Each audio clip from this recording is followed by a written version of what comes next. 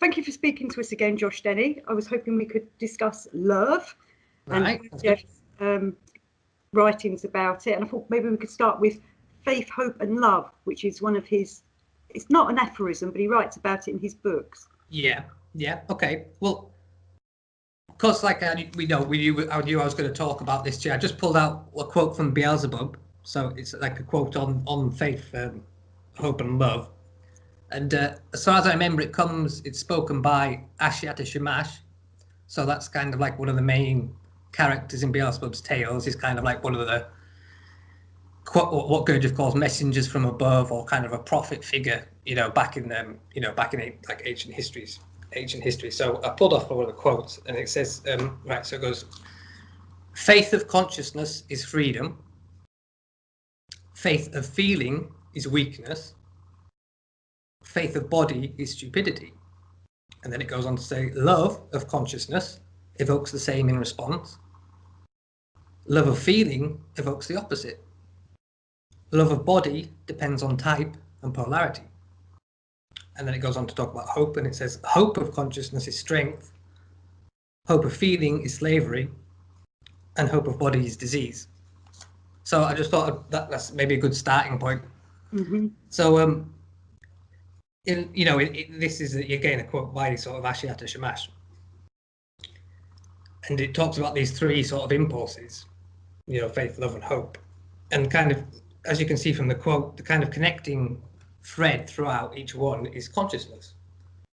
So, like, it's kind of saying, without consciousness, whether it's faith, love, or hope that you're dealing with or talking about, it's ineffective or kind of unreal. Like if the faith that you're dealing with isn't conscious, or there's not consciousness in it, or it's not kind of like faith towards consciousness, then like it's not going to get you anywhere. It's not really practical or effective.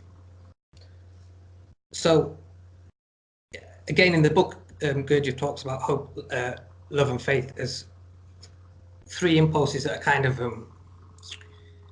sort of implanted into man's being. You could say like his psyche. They're like primordially, and they've been sort of put into his psyche, into his being, as a means kind of for his say like development, his maturation, his flowering. And they're also connected with that process of his flowering is kind of connected with his purpose, So they're kind of implanted in him with the hope, again the hope of fulfilling his purpose and his potential.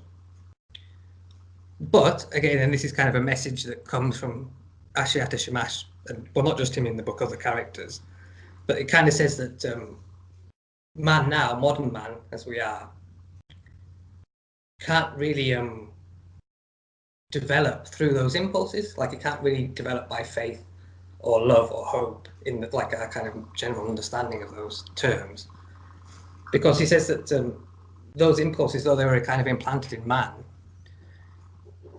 throughout the ages, they've kind of like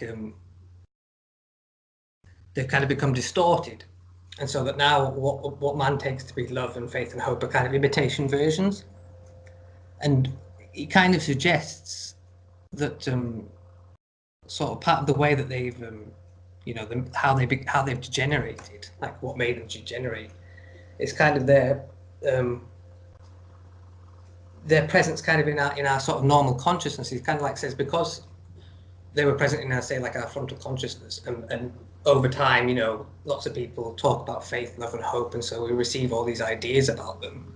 So it's like over time the ideas came to replace the actual impulses, so it's like, because they were kind of on the surface of our being and able to be, like we're interacting with the outside world, other people, other ideas, they were able to be sort of distorted, or like we could fail to see the idea, the wood for the tree is real from the illusory, A watered down version. Yeah, just even like he specifically kind of talks about it as an imitation. Like he kind of says that what we kind of take to be faith, love, and hope now, those impulses in us, what we take to be those impulses, are imitation versions of it that have come about through our kind of conditioning, through our interaction with other people and our sort of education. So he says that those three impulses are like, our experience of them is kind of deceptive. So we can't really, you could say, trust ourselves in regard of those those kind of impulses or those ways. And there's kind of a link made between those three impulses and what Gurdjieff talks about elsewhere as kind of the three ways. So like the Gurdjieff work is called the fourth way. So obviously that kind of suggests that there must be at least another three prior to it, the first way, the second way, and the third way, you know.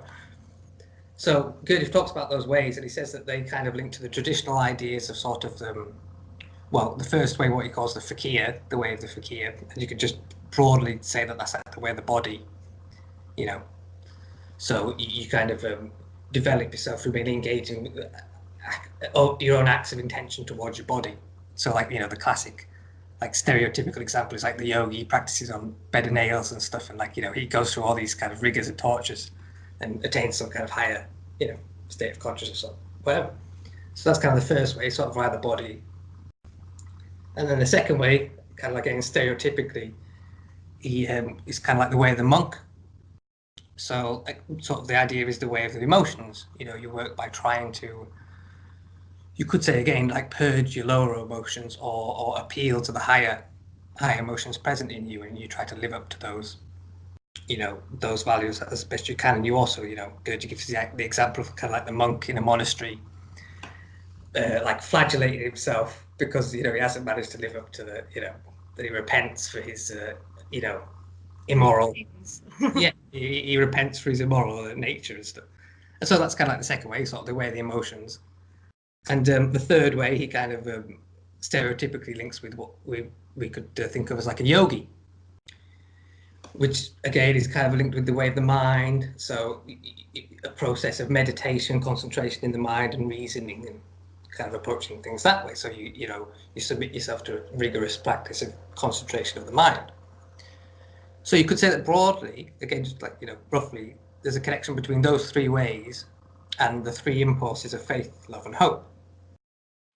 Or we could kind of say that there's a kind of a connection between faith, love, and hope, and like the three forces.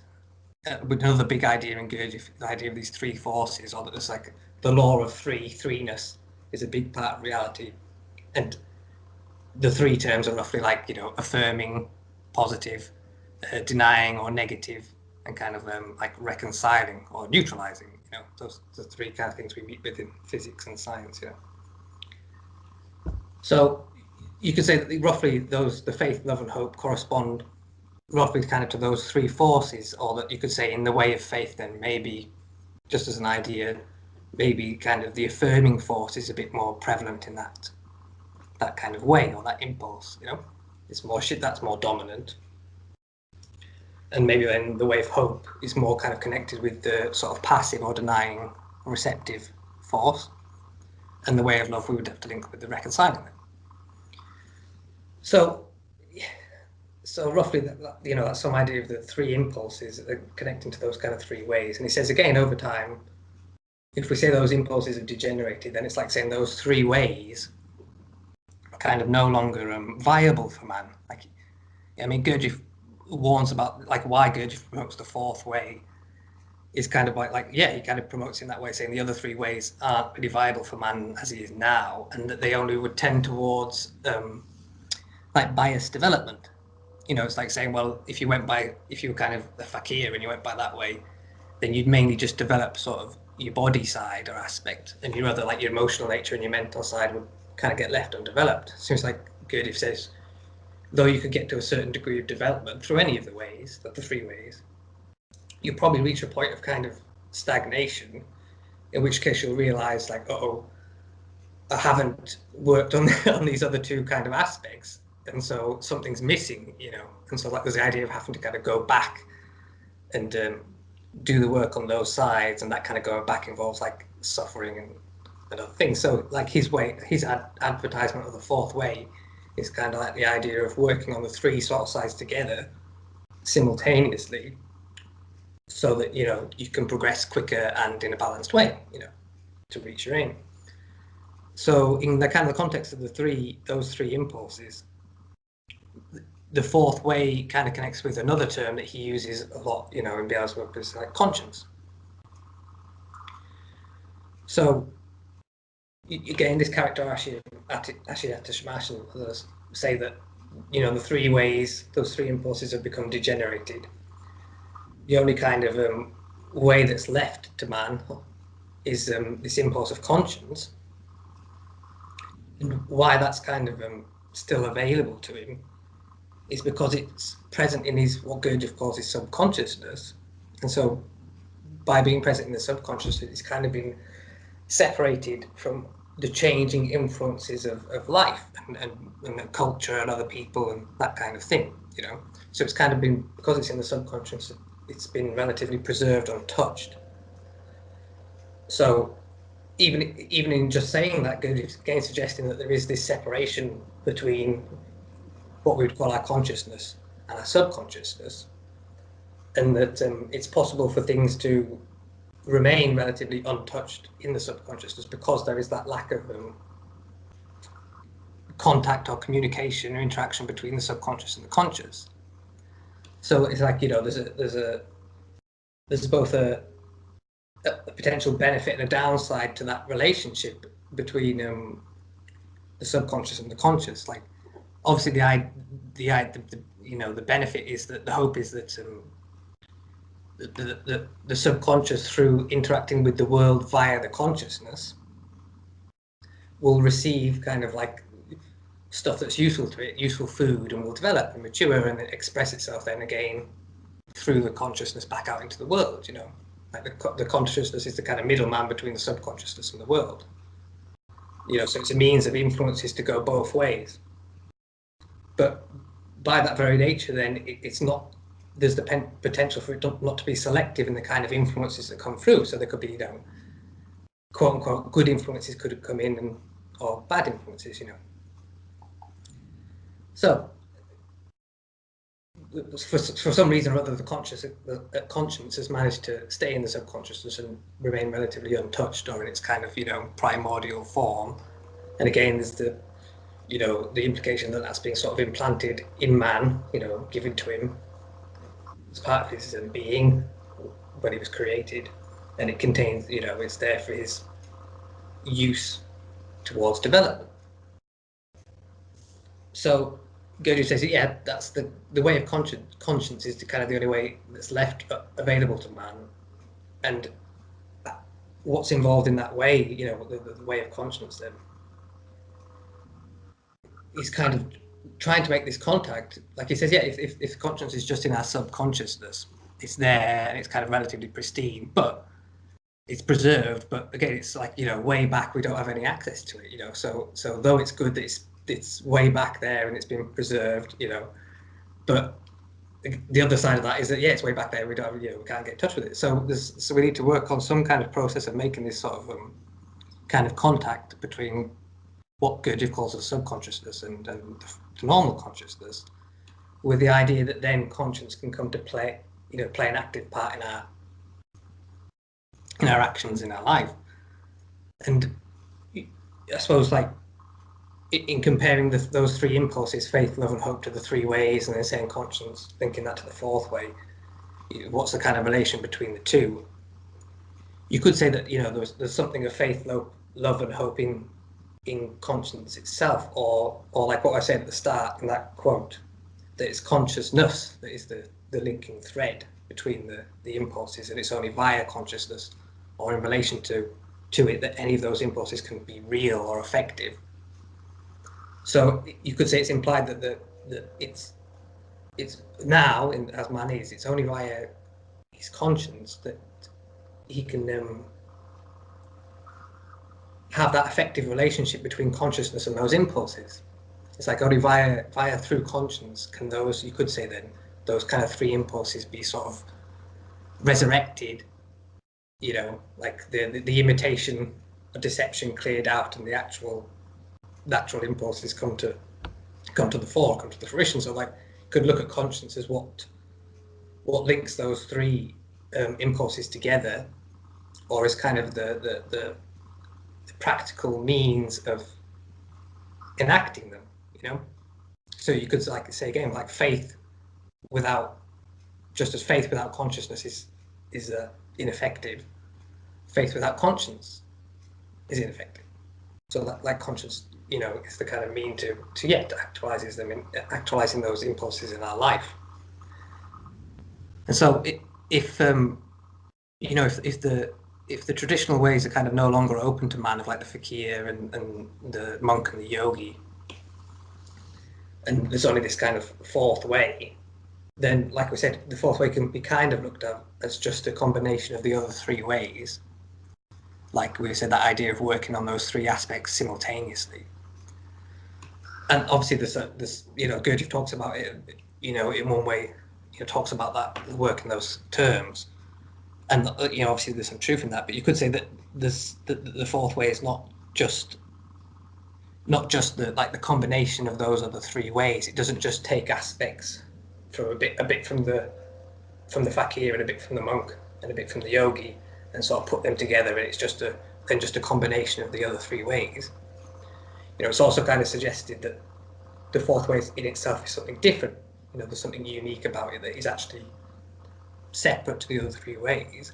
But that's not to say that the fourth way might not include practices as well, you know, take bits from the other three ways, but there's also something different or unique in itself.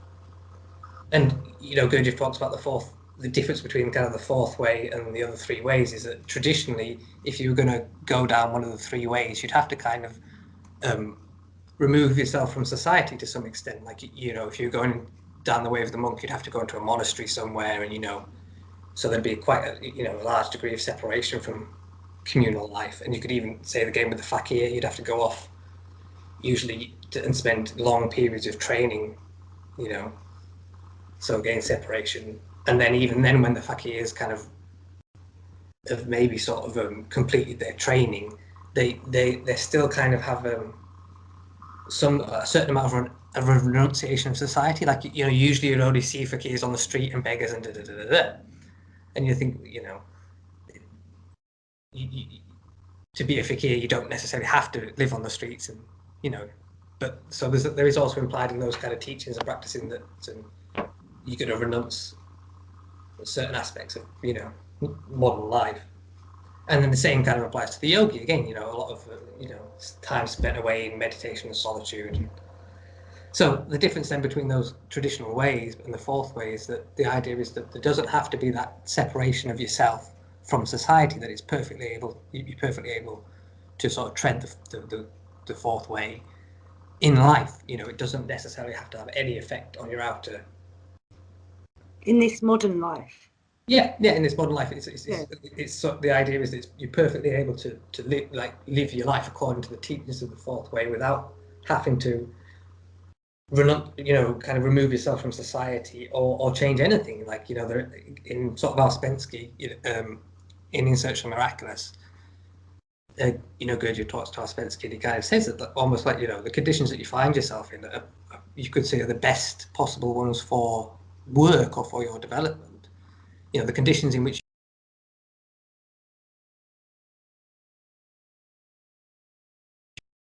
the best conditions for you. Yeah, I think there's just a delay on the picture, I think.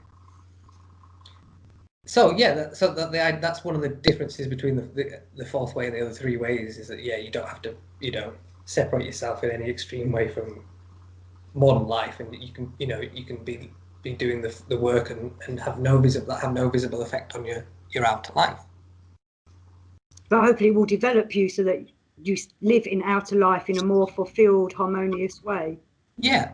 I mean, obviously, the idea would be that the work and stuff would would be reflected in your outer life. But it's just like, in order to walk the path, you know, the fourth way, there doesn't have to be any alterations made to your, you know, to your general life. You know, you don't have to go off to a monastery or, you know, take certain vows, or, you know, again, there's the kind of the idea that you could come to the fourth way via one of the other three. Like, you could be a Christian, or, you know, you might be a yogi or into those ideas, and you don't have to like stop being a Christian or this, or, you know, in order to practice the fourth way. You know, there's no it's totally inclusive, you know, of the traditional three ways, you know, compatible with them, although it has this other aspect that's something of its own, you know. Because he says respect all religions, So Yeah. anybody could come from any religion and get a lot from Gurdjieff and develop. Yeah, yeah. Like the idea is, I suppose, that if you were coming from one particular religion or just some spiritual teaching, that if you met the work, that that you could take something from the work back into your whatever your practice was, your tradition, and it would enrich it. It would enrich your own practice. Maybe make certain connections that you weren't seeing otherwise. Like that was very apparent to me. Like when I came across Gurdjieff's own writings and In Search of the Miraculous. I was coming from a fairly Christian background, like not heavily, but like my primary school was a Christian school, and so we had like children's Bible stories and and sung hymns and stuff. So I was coming at it from a fairly like a Christian viewpoint, and reading some of the material in Search for Miraculous and like reading some Gurdjieff's ideas about the interpretation of some of the meaning of the parables and things like that. Giving these different interpretations of the words was just was very impactful on me. It just made a lot of sense. That yes, it kind of opened up a whole new way of interpreting Bible stories then, and a whole new kind of a layer of meaning there that I hadn't seen before, and had felt that something was lacking. Though I like obviously agreed with the teachings of Jesus, but in the Christians that I was observing, I wasn't really seeing. There seemed to be some obviously contradictions between the teachings and the people themselves.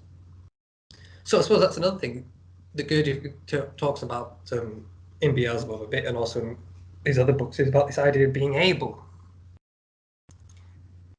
Because like you could see, like me as a young child, liking Christian stories and agreeing with sort of the basic teachings that that they display, but then seeing the people around me, maybe the nuns or the priests or whatever, the vicars, seeing some of their actions and them seem to be in contradiction to the teachings. You're presented with that sort of contradictions here. And if you look into yourself, maybe you can see that in your own world. You see, oh well, I do agree with all these teachings, but obviously living up to them is something different, and I can see that I do have I do act in contradictory ways to those teachings. So that, like, what am I lacking? I'm lacking some kind of way to be able to put into practice, those teachings, or at least even just my interpretation of them. Like, so the idea with the fourth way, then, part of it being that it tries to provide means for this ableness to help people, make them able to achieve, then you could say whatever it is that they want to achieve. If it's to be a Christian or to be a yogi, or whatever a person's aim is. The idea is that whatever your aim is, you could bring it to the work, and it can help you to achieve that by working on this aspect of ableness. So going back to the three impulses in Beelzebub's Tales. So he kind of says, like Ashiata Shamash of the characters, that those three impulses are no longer, or those three ways are no longer viable for man. And he kind of talks about a period back in Earth's history when this change happened. Like he kind of says that for a certain amount of time in history, kind of man's almost like development, spiritual development, or kind of progressed naturally, in that you could say that people, kids grew up, and you could say like that like their essence then was naturally able to manifest itself or unfold, so that they would look at the world around them. They'd be presented with whatever was available, these different influences, ideas, and they would naturally kind of come across or be drawn to what was nutritious food. They'd be naturally kind of make that connection to it, find it, and get on board with it and begin working with it. So like Gurdjieff talks about the idea that back in those days, again, there were schools, and though you could say that they were all kind of unified in one sense overall, that they were working according to the same teaching, but still different schools had different aspects that they emphasized, or different specialities. So a person back in those days, they're born, they start to grow up, become aware of the world, and then they become aware of all these different schools and all ideas that are available to them. And back then they would naturally make the connection with whatever was good for them, right for them, and would kind of get on their way. Whereas sort of today, after this change happened, that's sort of no longer the case. That we like, the idea is that a person doesn't kind of normally just find the sort of teachings or ideas or people that are what he really needs, you know, for his, you know, sort of development. So again, like in Search for Miraculous or other places, Gurdjieff talks about like essence and personality, and roughly essence is kind of like what we come in with, you know, our potential, something to do with our own unique character, you know, nature, and our personality is kind of like it's partly to do with our body and our incarnate existence, and it's like a, you know, a tool, a vehicle of the essence to interact with the world and learn and develop and so forth. And so like normally modern man now has this, the relationship between essence and personality is such that his essence is in the background, again like the subconsciousness, and is not really getting its kind of views or wants or desires put across to the subconscious and then actualized in life, you know. So you could link that this modern state of affairs, the relationship between personality and essence, or our kind of subconscious and our consciousness, with this change in time, where like Gurdjieff calls it in the book a cataclysm not according to law, right? So if you want to, like, people want to look it up. Yeah, because it's I think unnatural. That's why. yeah, I think it's towards the end of the book. And so like, yeah, this is this event that makes this change. Like before this event, man kind of developed naturally and kind of got on board with the teaching that was best suited to him. You know, you could say that like back in those days, those three ways were still viable for man, like faith, love and hope, or the fakir, the yogi, and the monk. Those ways were still viable for man, and he would naturally be drawn to whatever one was right for him, and he would make his way. But then after this cataclysm, that's like no longer the case. Those three ways are like no longer viable for them, and it's kind of sketchy, you know, uncertain as to whether man will make a connection with what is suitable for him, you know, and good food for him. And sort of like, you know, what is that cataclysm not according to law?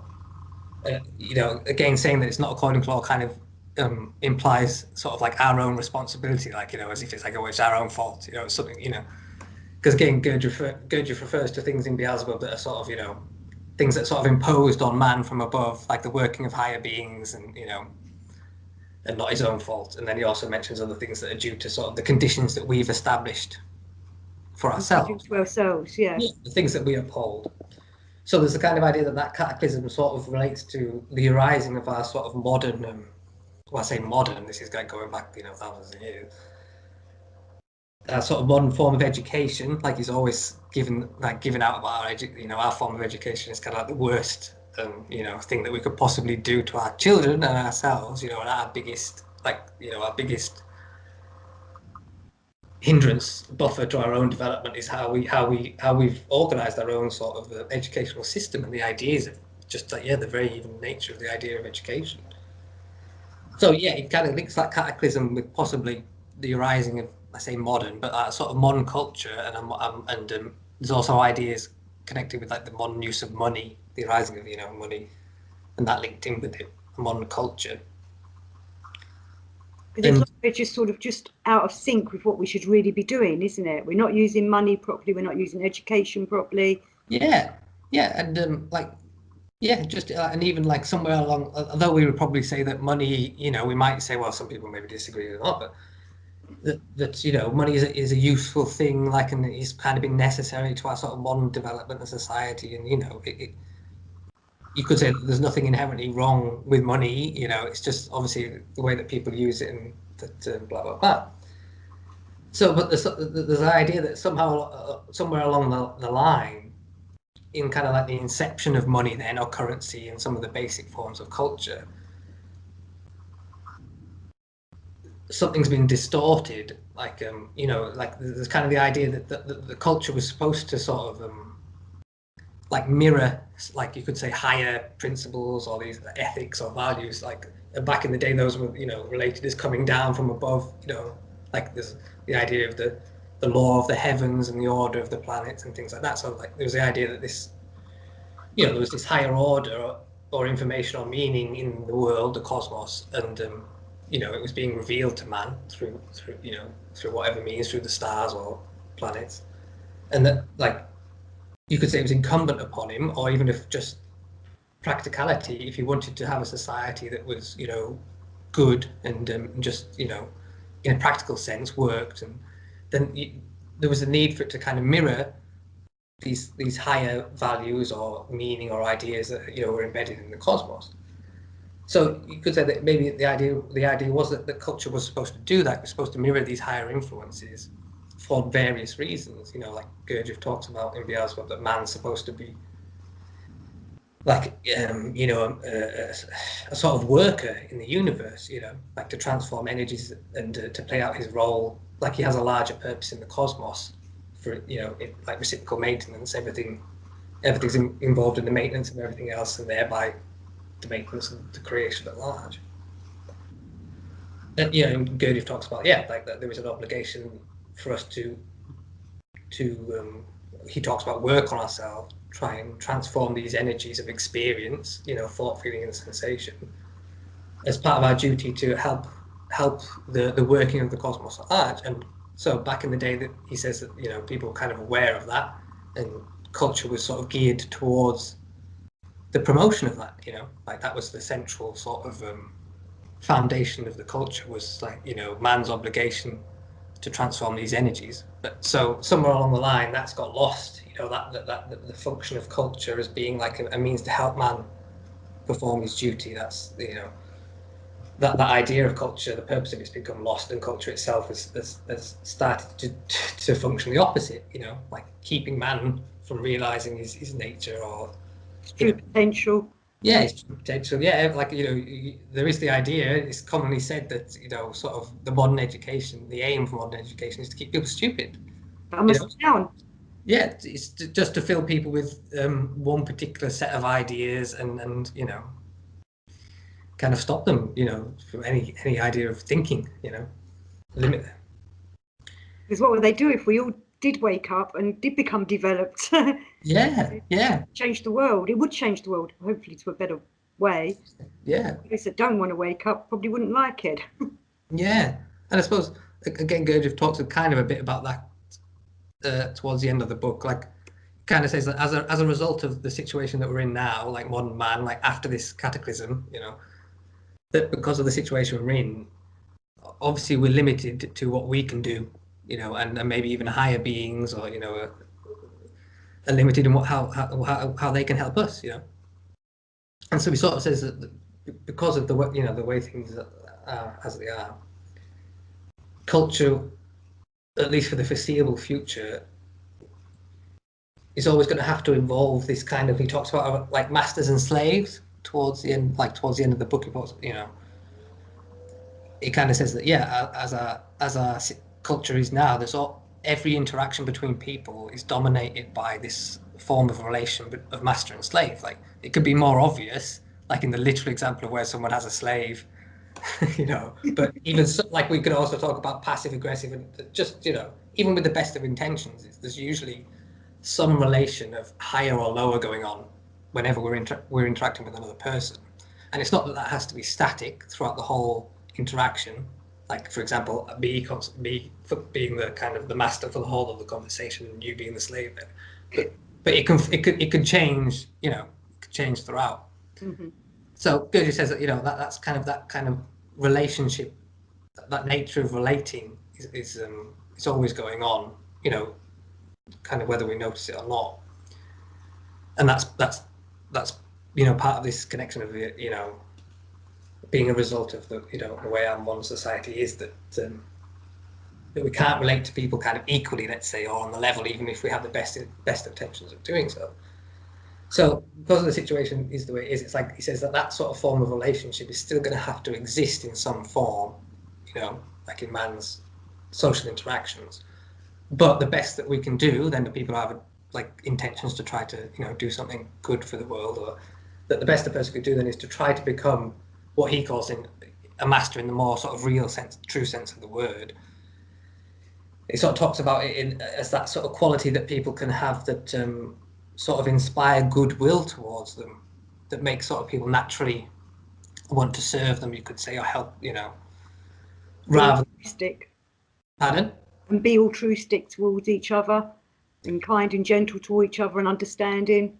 Yeah, like somebody who like has just got something about them. It might not even be that they've done something, you know, great in their life that's inspirational. Maybe it's just someone we meet and there's just something about them, like, you know, just a vibe, you know, that just makes us feel sort of veneration in one way or another towards them, you know, and maybe like feel good and inspired, you know.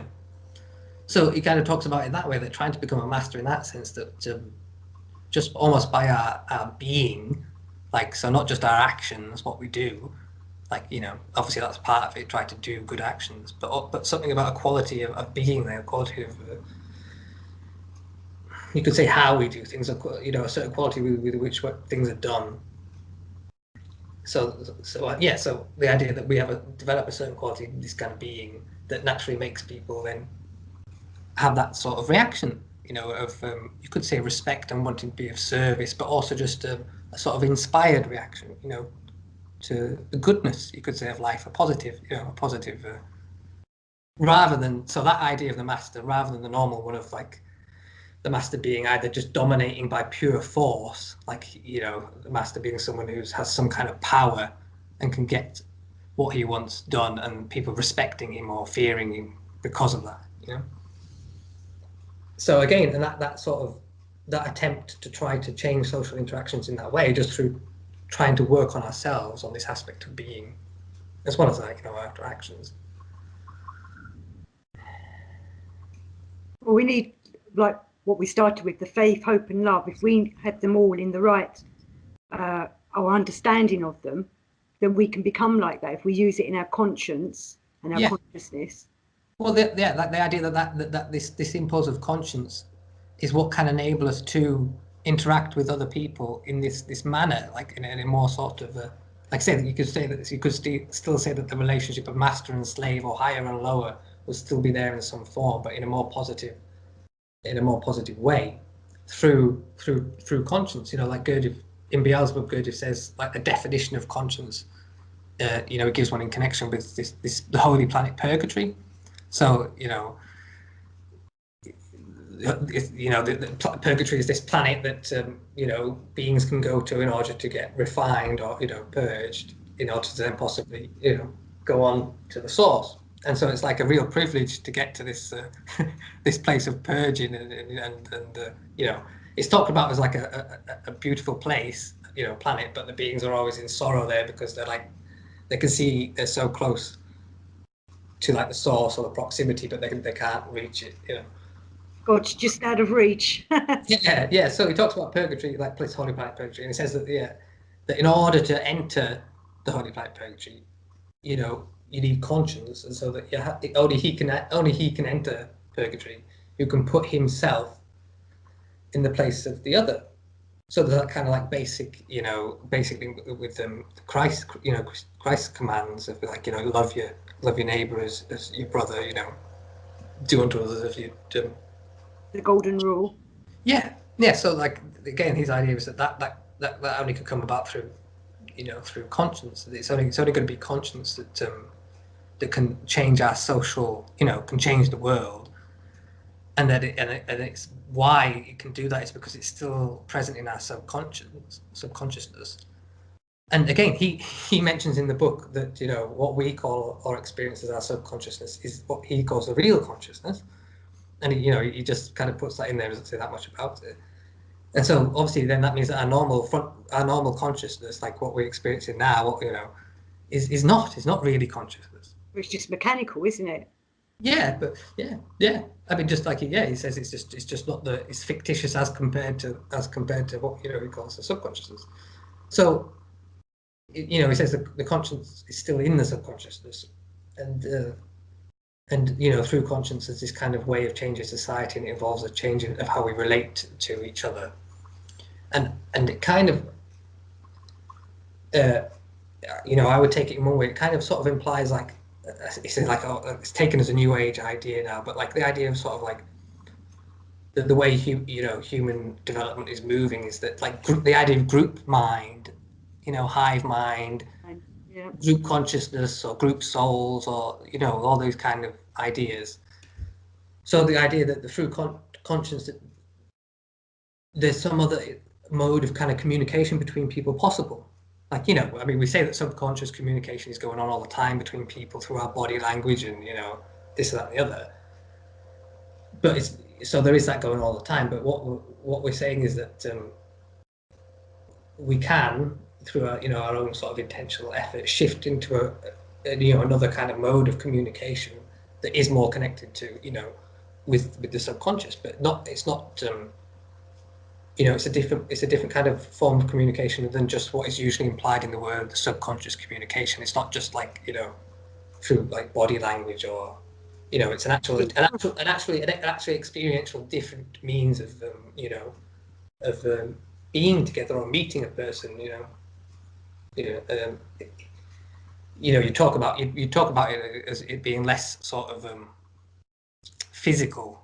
You know, less sense of separation, and those kind of things would be you know, ways to describe it. So yeah, so the idea being that the conscience, the way of conscience, or, you know,